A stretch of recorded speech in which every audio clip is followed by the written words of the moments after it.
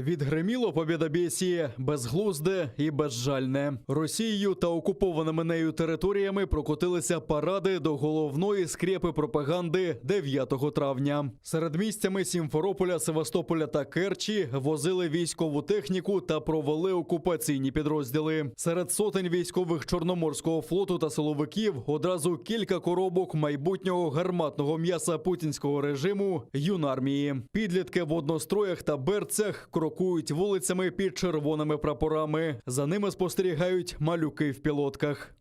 Сегодня юноармейское движение стало ведущим патриотическим молодежным объединением страны, в рядах которого более 745 тысяч человек. Водночас в Севастополі окупанти влаштували бойовий вишкіл для малечі, вбрали їх у форму та вчили стріляти з автоматів і жбурляти гранати. А в сусідній Росії пішли далі перевдягань. Немовляті вбрали пілотку, повісили автомат і георгіївську стрічку та навіть домалювали поранення.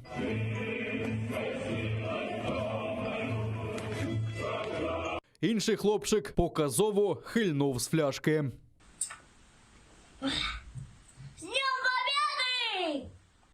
Свобода – це рабство, а війна – це мир. Своєрідну лекцію для молоді «Як родину любіть» провела губернаторка Ханты-Мансійського округу. Война – это победа. Война – это любовь. Война – это друг. Война – это будущее, заложенное в мире.